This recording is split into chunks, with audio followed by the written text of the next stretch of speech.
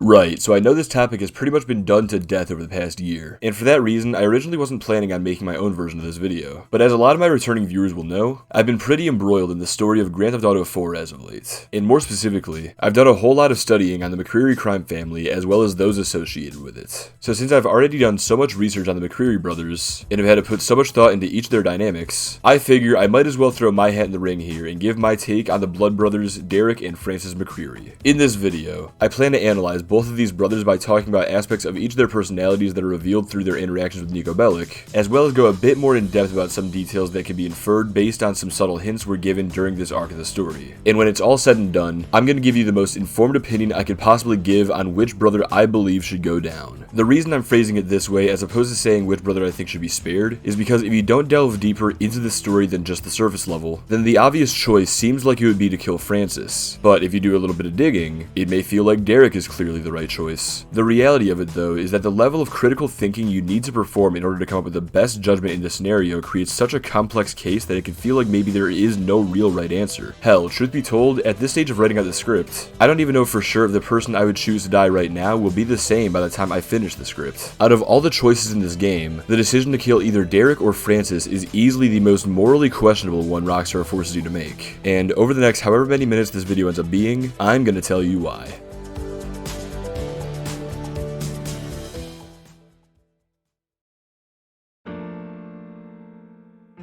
Alright, since I'm sure a lot of you have already made up your mind that Derrick is the greater of the two evils who must be eliminated, and I say this because this seems to have been the general consensus throughout this trend of videos, let's go ahead and talk about him first. Before we even meet the man, we're contacted by Francis, who confronts us about our working relationship with their brother, Packy. During this phone call, Francis says that he's grateful that it was only Packy who he ran into and not either Gerald or Derrick, claiming that if the latter brother ever came back to America, he couldn't be responsible for what he would do. So right off the bat, we're given the impression that Derrick really must not be too bad of a guy if Francis doesn't like him, because by now we've already learned just how dislikable Francis himself is. But after a short while of working with Packy, we eventually meet the man himself at the start of 3 Leaf Clover. We get a brief introduction to him from Packy, who simply describes him as his brother who has just returned after spending a few years in Ireland, and tries to relate him to Niko by claiming that being involved in the struggle is something that they've got in common. Later on during the drive to the bank, Packy repeatedly says things to either put down or flat out antagonize Derrick, like when he calls out Derrick's drug addictions and repeatedly calls the explosives C4 despite Derrick's multiple corrections that they're PE for. Next, during the heist cutscene, the two brothers start bickering as Derrick tries to keep the hostages calm, and the brothers' hostility rises into an argument about each man's drug abuse problems, which gives one of the hostages the opportunity to kill Michael while they're distracted. By this point in the mission, it's pretty clear that Rockstar is trying to paint Derrick out to be a decent man who frequently gets unfairly bullied by his family, and now we've seen that bullying lead to the relatively senseless death of one of Packy's friends. But as the mission progresses, we can also come to the conclusion that in spite of the negative ways that Derrick seems to be viewed by Packy and Francis, he can still very much hold his own in a firefight as he pulls his weight against the cops in the escape sequence of this mission. Shortly after the heist, we get a call from Packy telling us that Derrick is just wallowing away in some park out in Alderney and asks us to go check on him. When we arrive, we find him drunkenly mumbling something to himself as he wastes away on a bench. After some talking, it becomes very clear that he's not well, and when Niko asks him why he likes to get high, Derrick responds that it stops him from caring. As they continue talking, Derrick goes into his past and explains that he's made mistakes, implying that they were honest ones. As Niko tries to console him, saying that we all make mistakes, Derrick angrily exclaims, "Exactly!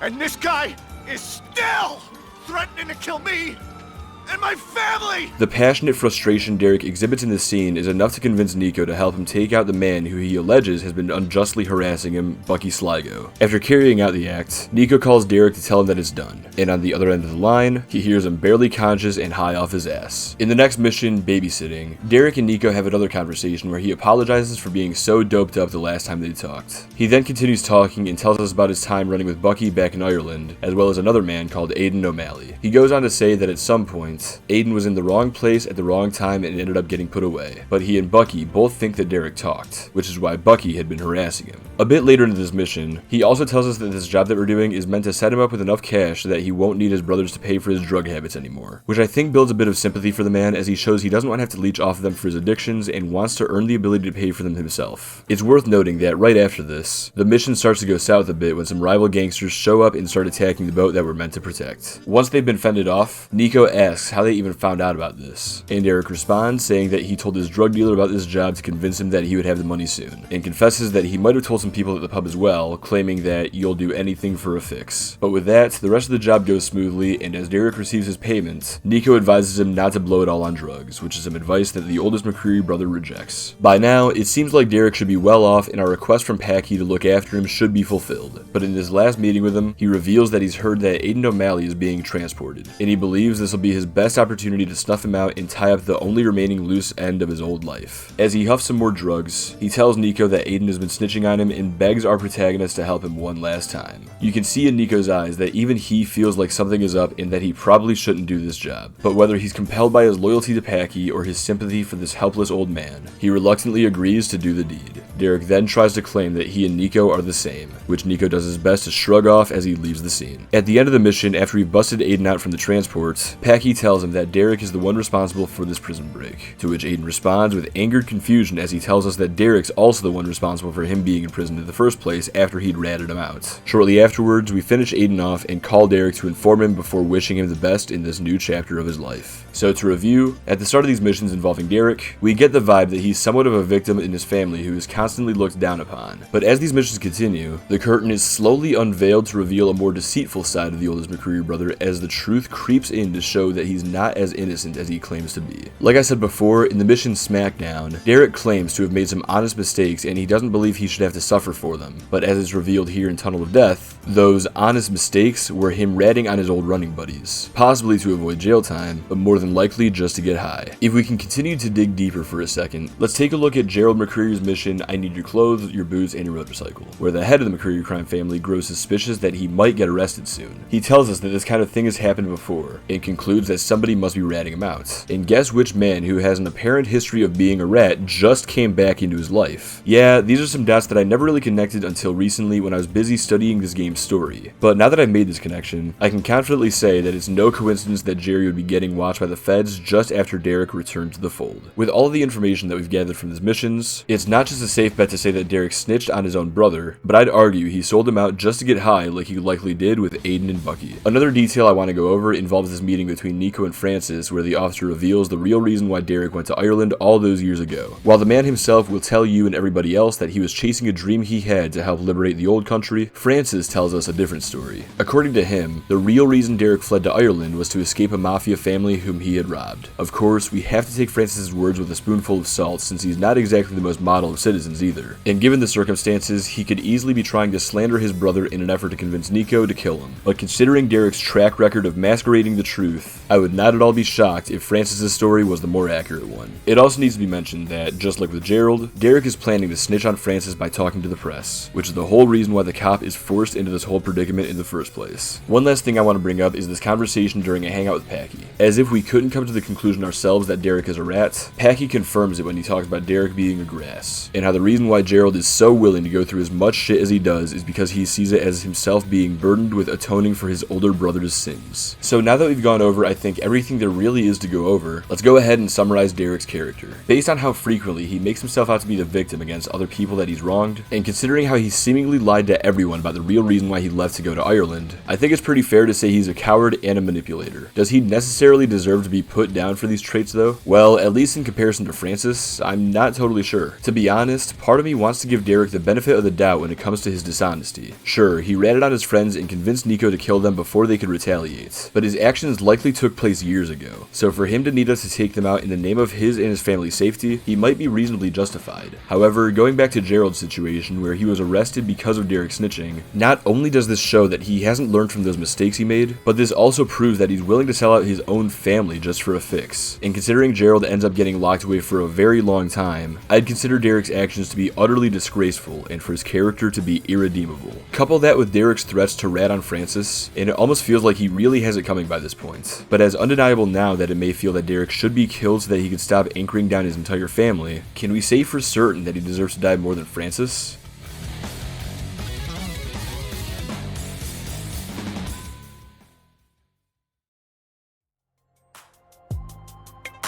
The very first time we encounter Francis is in this very brief interaction where he appears on Manny's show. On one hand, the officer's collaboration with this former gangster who's made it his mission to clean up the streets shows that he may be a good cop who wants the best for the community. But on the other hand, by associating him with the guy who only wanted to clean the streets for the fame and the ego boost, I think it's pretty safe to assume that Rockstar inserted Francis into this cutscene to show he's only doing this to build up his own reputation. Couple this with his bad acting in this cutscene, as well as the fact that he's running for Commissioner of Police, and I think it's fair to say that his intentions are more selfish than selfless. Fast forward a bit further into the story, and we end up being anonymously contacted and asked to meet up at a pier in Algonquin. When we arrive, we discover the contact to be Francis McReary, and he reveals that he knows a whole lot about Nico's past, but as long as our protagonist is willing to help him out, then he won't have any need to have Nico prosecuted for his crimes. The first job Francis asks us to do is to kill a man who's trying to blackmail him and retrieve whatever evidence he may have. After Nico agrees to do the job for him, Francis starts trying to justify himself, claiming that he's just a man who made a mistake,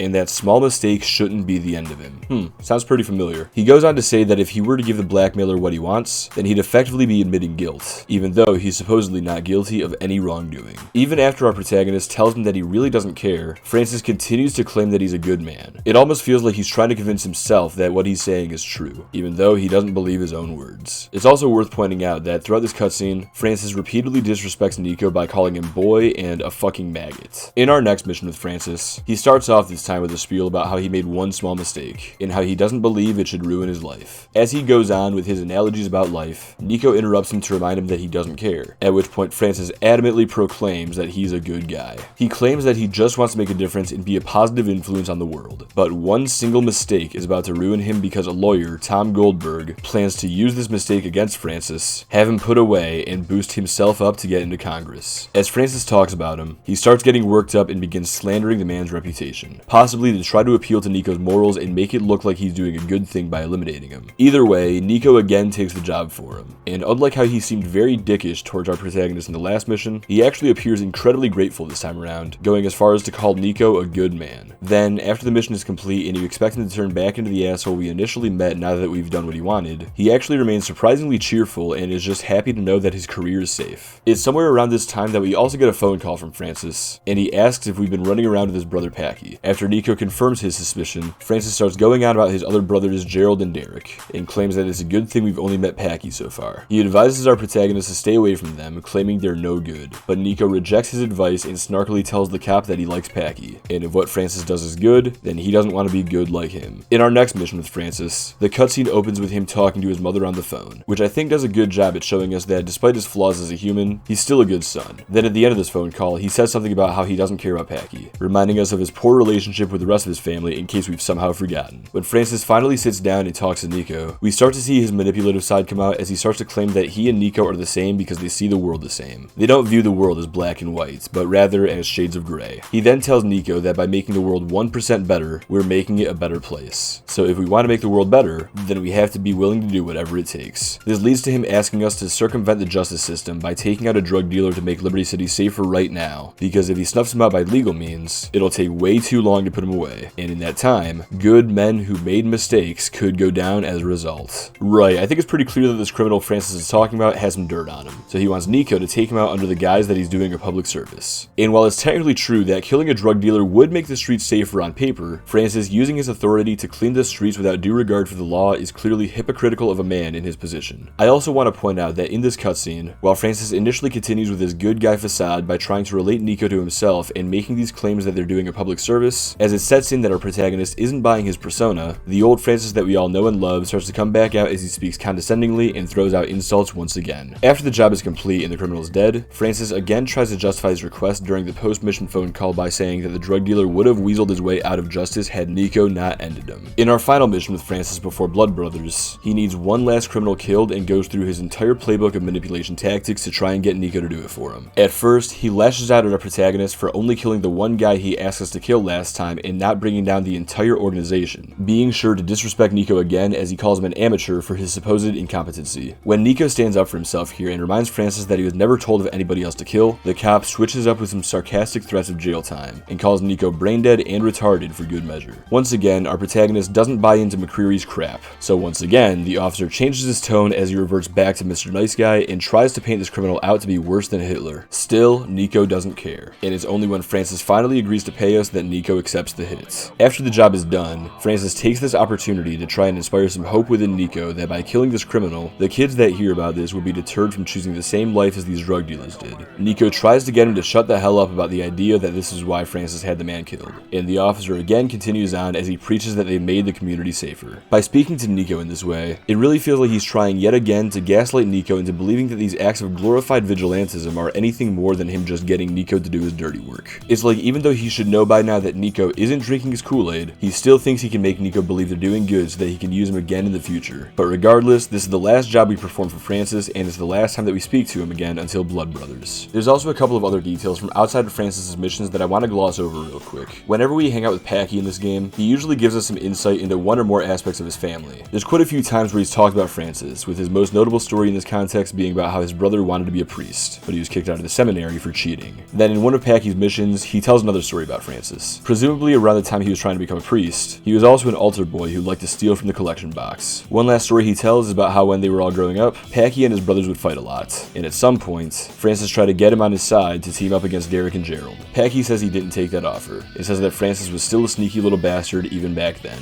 So just like we did with Derrick, let's now take the time to go over Francis's overall character. Now it's no secret that on the surface, Francis is an asshole of a dirty cop who isn't afraid to use his authority to get what he wants, and is completely willing to circumvent the justice system to save his own ass. I feel like it should also be a bit of a meme by this point that he constantly claims to have made one small mistake, and that he shouldn't have to spend the rest of his life paying for it. So he uses that ideology to justify his means to an end. He also clings to the technical truth that by killing these crooks, he's making the city safer, and it just so happens that them being out of the picture stands to benefit him, so he might as well have them removed. I like the obvious hypocrisy here, by the way, in this black and white way of thinking when he's claimed that he sees the world differently than that. It's also very clear that he's manipulative, and has various ways of appealing to people's emotions in order to get them to do what he wants. On top of it all, the disrespectful ways in which he talks to Nico and the names he calls him don't help his case at all. But with all that being said, Francis's one saving grace in my opinion is that I think he truly does believe that he's a good person, or at the very least, he genuinely wants to believe that. If we look back at his history, regardless of whether or not he tried to cheat on his final test, he still wanted to be a priest, which has to mean he must have wanted to be a positive leader in the world in some way, even from an early age. Sure, stealing from the collection box definitely disqualifies the majority of his good intentions, but I still believe his good intentions were there either way. But when the priest thing didn't work out, he still made a stride to break away from his family of gangsters and become a cop, choosing against a life of fighting the law to fight crime instead, which I think is very admirable. Again though, whatever good he wanted to do is easily discredited by the bad things he's done with that badge. But still, you can't take away the fact that he chose the tougher option of escaping his family's immoral lifestyle because he wanted to do good in the world. And again, I firmly believe that he wants to be a good person. When he calls himself a good man in Call and Collect, you can hear the disheartening guilt in his voice as he tries to convince Nico and himself that those words are factual.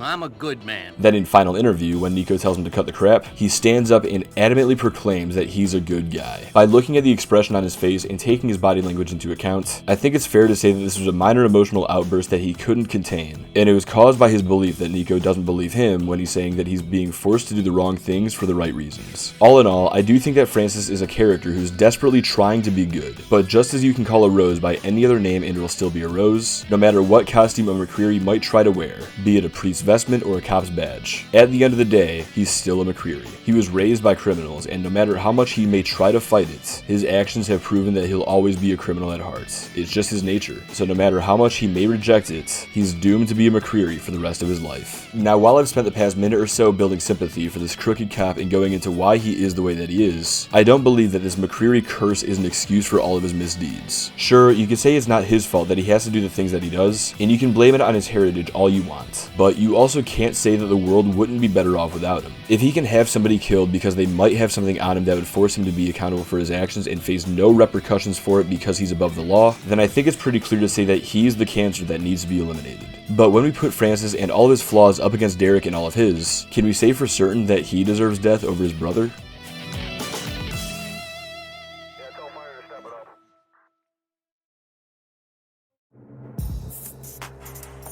So now that we've gone through and looked at both brothers independently from one another, let's go ahead and cross-reference them against each other. In this chapter of the video, we're going to talk about how Derrick and Francis are similar, some of their differences, and what exactly should determine which of them should live and which of them should die. We're also going to look a bit deeper into the mission Blood Brothers itself, since I've, for the most part, intentionally left out the discussion of this mission until this point, since I want its details to be fresh in our minds before we make our decision, just as they'd be fresh in the mind of Nico Bellic before he has to make his. So let's talk about some of the characteristics and tendencies that both brothers have in common. First off, both men are guilty of attempting to manipulate Nico. While Francis may have been less successful in his attempts at getting Nico to do his dirty work, both men try to play on his emotions to get what they need from him. Whereas Francis tries a multitude of tactics, from belittlement to blackmail to sympathy, Derrick only has to use sympathy to get what he wants. And considering he appears to be a hopeless druggie who our friend asks us to help, it can be pretty hard to recognize that Nico is being manipulated by him, because until you start to analyze Derrick's character, it's pretty likely that you, the player, are being manipulated by him as well and truly feel like you're doing what's right in the game by helping him out. Meanwhile, with Francis, it's a lot easier to recognize his manipulation thanks to his antagonistic aura. Couple that with the fact that he's not as dishonest as his brother about the reasons for why he needs people killed, and the player is much less likely to want to help Francis than they would want to help Derrick. With this in mind, it's hard to say who is more manipulative to Nico. I'd argue they were probably both just as willing as the other to try and do so, but it just happened that Derrick had better luck with it given the circumstances. Another thing both brothers have in common is their tendency to claim that they made just one little mistake, and how someone is going to ruin their life over it. With Francis, this tendency is much easier to pick up on, as he constantly uses it as his excuse for why somebody has to die. He never specifies what the mistake was, but every time somebody has dirt on him that could end his career or put him in jail, it always comes down to that one small mistake. As for Derrick, his small mistake becomes clearer over time, although he's still never the one to outright tell you what it was. When we meet up with him at the park for the first time, Derrick makes the claim that this mistake is the reason why one of his old fellow gangsters, Bucky Sligo, has been threatening to kill him and his family for who knows how long. This mistake is also the reason why Aiden O'Malley has been threatening to rat on him, which is why he must be taken out as well. And just before we do the deed, O'Malley reveals that the mistake Derrick wouldn't elaborate on was him snitching on him and Bucky. In this respect, I would have to argue that Derrick is probably the more dishonest brother, as he takes advantage of the hard times he appears to be living through in order to build sympathy for himself. But the reality is, when you consider what he did, I don't think you should sympathize for him at all. His mistake was snitching on two of his close friends and getting them locked up, just so he can get high and remain free. And when they dare threaten to do the same to him, he convinces a family friend to do what he's not man enough to and exterminate them. At least Francis knows he isn't slick and doesn't try as hard to veil Nico's eyes from the truth. Sure, he makes an attempt to justify his mistakes and actions when he can, but surely he must know Nico isn't buying it. Hence why he sounds like he's going over some typical spiel during these post-mission phone calls. It's also true that we never actually do find out what Francis's one small mistake was, or even if there was a different mistake for each target. But as long as he didn't get caught touching kids or something, I think it's pretty safe to assume that Derrick's snitching and refusal to own up to it is probably worse than whatever skeletons Francis is hiding in the closet. The next thing I want to point out is how both men try to claim that Nico and them are the same. This leads back into their attempts to manipulate Nico. When Francis makes this claim, he says that he sees a lot of himself in Nico because the two of them see the world in shades of gray as opposed to just black and white. I think he says this for a couple of reasons. The first is obviously because he wants to gaslight our protagonist into thinking that we're doing the right thing by killing whoever he needs to have killed, but the other reason I feel is because he wants to mold Nico into a version of himself. Whether that means he wants to take this talented killer and turn him into a weapon he can freely use against his enemies, or that he wants to convert Nico from a criminal into a vigilante who serves the community, much like how he had left his crime family to become a cop, that's up for debate. Although I think that phone call from earlier where he advises Nico to stay away from his brothers helps support the vigilante flavored narrative. Meanwhile, at the end of Tunnel of Death's opening cutscene, once Derrick convinces Nico to do this one last thing for him, the high McReary brother starts to crazily claim that he and Nico are the same, which is an idea that seems to freak Nico out a bit before he walks away to do the job. For me, it's hard to tell if Derrick really has some ulterior motive behind saying these words, or if this is just the drugs talking since he's already gotten Nico to agree to do his dirty work, but either way, it's something that our protagonist certainly doesn't want to even consider. With Francis, on the other hand, it's pretty clear that he's got his reasons for making this claim to Nico, and whether it's for the selfish reasons of trying to weaponize him or because he truly does want to save him from being stuck in his life of crime, I think I have to believe that there's more malicious intent hidden within Francis's words than Derrick's. One last thing these two have in common is the fact that they both ask Nico to kill their brother. I saved this similarity for last because while they're both asking for the same thing on paper, they each have their own distinct reasons and perspectives that that individualize their request. Since Francis is the first one to make this request, let's talk about his reasoning first. When we meet up with him in Blood Brothers, Francis frustratedly questions Nico, asking him why he wasn't told that Derrick was back in town. He then goes into this character assassination where he talks about how foolish, dishonest, and cowardly Derrick is. When Nico retorts that it doesn't matter to him, Francis continues as he claims that the reason Derrick fled to Ireland in the first place wasn't for some dream, but rather because he'd been caught stealing from the Mafia. But if all of that wasn't bad enough, now Derrick is threatening to speak to a journalist. And while Francis doesn't mention this part, it's a safe bet to assume his brother's only doing so in exchange for drugs. The cop then exclaims that he's running for commissioner of police, and this kind of scandal would ruin him. Seemingly at the end of his rope, the only way Francis can see to deal with this dilemma is to have his own brother killed. Now,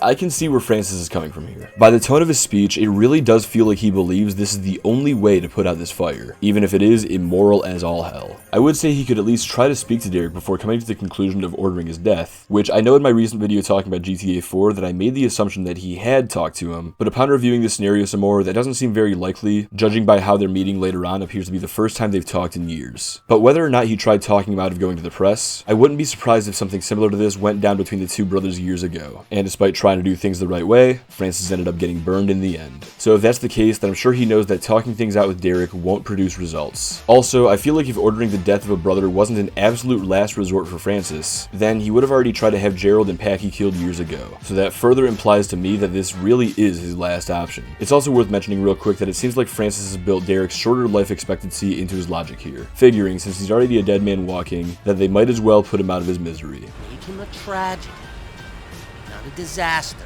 But with all that being said, he's asking us to kill his goddamn brother. I don't give a fuck what the circumstances are. That is beyond low. That's just straight up fucking evil. And no matter how much he might want to believe he's a good man, this request alone shows that, McReary blood or not, he's anything but the troubled saint he's tried to make himself out to be. Back in our first mission with Francis, he says he only made one mistake, and that shouldn't make him the devil. But this action undeniably does. Plus, the fact that he has this faint smirk on his face and looks so arrogant at the end of this cutscene doesn't help his case.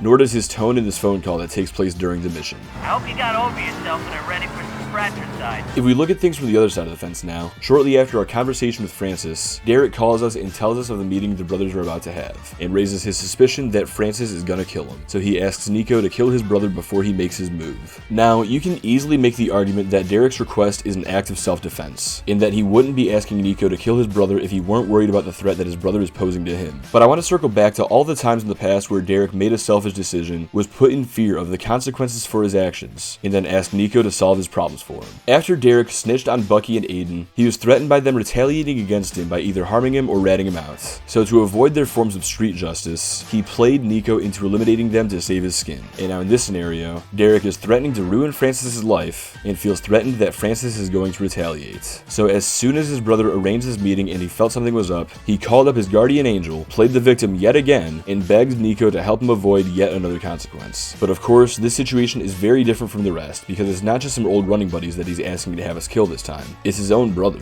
And not just his brother, but his younger brother, who he should feel the need and desire to protect. But instead, he just sees him as yet another consequence he needs to dodge, by any means necessary. Now, I want to point out as well, I understand that if Francis hadn't put the hit on his brother, then Derrick wouldn't have had to do the same to Francis. But at the same time, it was Derrick's own actions that he can't own up to that led to him asking Nico this request. And when coupled with him being the older brother in this case, I think this makes his ask far worse than Francis's. So now that we've gone over pretty much everything there is to go over, which brother do we kill? To be honest, I'm still not 100% positive. I said at the start of this video, if I were to pick one brother to die right then and there, that I wasn't sure if my answer would still be the same by this point in time. And it remains true that after everything I've just typed up, if I were to pick a brother to die right now, I might end up flipping back to picking the other one by the time I start voicing over the script. And I might change my mind again when I start editing, and again when I upload this video. Out of all the decisions Rockstar forces you to make in this entire game, this one feels the most 50-50 by a long shot. Usually when you have to make a choice, it feels pretty obvious which one is the canon choice that Nico would probably make. For example, I think we've all accepted by now that the revenge ending is the canon ending for GTA 4, regardless of Nico's life invader page in GTA 5. But for this decision, it really does feel like he could go either way with it. It doesn't feel like there's a good choice to make, it just feels like there's two bad ones, and it's up to you to figure out which one's better. These are two awful, disgusting, despicable human beings, and frankly, frankly, neither one of them deserves to live. I feel like they both deserve to die. So if that could somehow be a choice where you just get to kill both brothers, I think that would be the right one to make here. But the fact that one of them gets to survive and is allowed to go on living after everything they've done up until this point, and after asking us to kill their brother, that right there is what makes this such a hard choice for me. But I'm not gonna blue ball all of you and leave you with my answer being no answer. So if I had a gun to my head and I'm being told I need to choose one of these sick bastards to die, then I guess I'll have to go with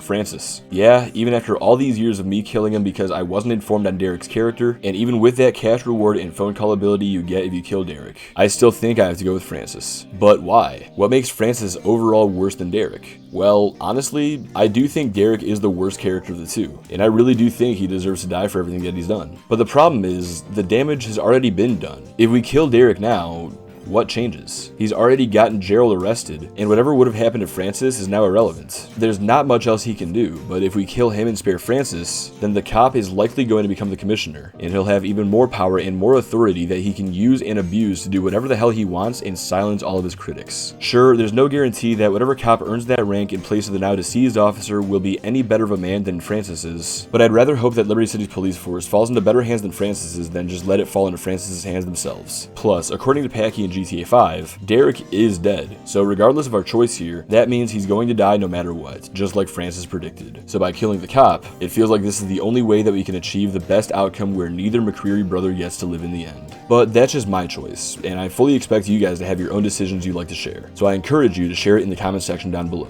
I hope I was able to share a valid opinion on the Blood Brothers dilemma here, and I also hope that my interpretations of these characters were accurate enough to where I can help those of you watching make your own informed decision next time you play through this amazing game, regardless of whether you end up picking Derrick or Francis to kill. Anyway, now that I've shared my thoughts, let's get on with wrapping this video up.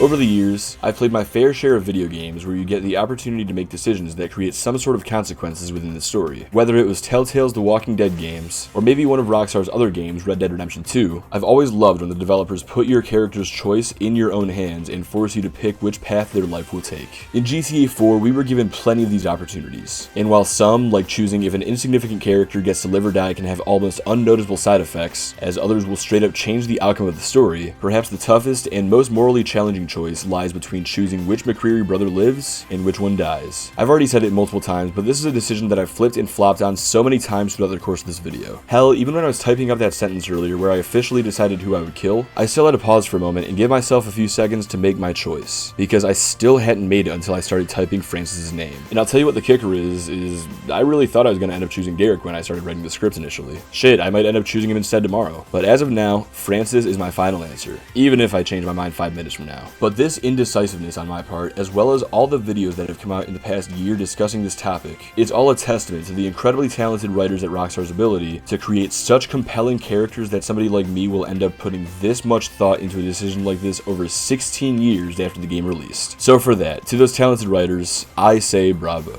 You guys made an absolute banger of a story back in 2008, and shit like this is exactly why. But as for you, the general audience now, what did you guys think? I know I already told you to leave a comment telling me who you would kill in this mission, but what did you think of the video itself? Did I change anybody's minds? Do you disagree with any of my takes? Why do you kill whoever you usually kill? Please, respectfully, tell me down below. Or call me a piece of shit for not killing Derrick, that works too. Anyway, now that this discussion is over, I guess this is the part where I ask you to like the video if you enjoyed it. Or if you didn't enjoy it, still hit that like button anyway. And if you did enjoy it and want to see some similar content, then be sure to check out some of my other recent videos like my previous one where I go into detail about giving Gerald McReary his own prequel story. Don't forget to like and subscribe as well if you like my content and want to see more of it as it gets released. You can also share this video with anybody you think may enjoy it. Lastly, if you'd like to support me and help me go full time with these videos, then feel free to become a channel member for as little as 99 cents a month. Alright, now that I'm done plugging everything, it's time for me to get the hell out of here. Thank you all so much for watching, and I hope each of you have a blessed day. This is your boy Doug the Dog 6, and I am signing off. Take it easy.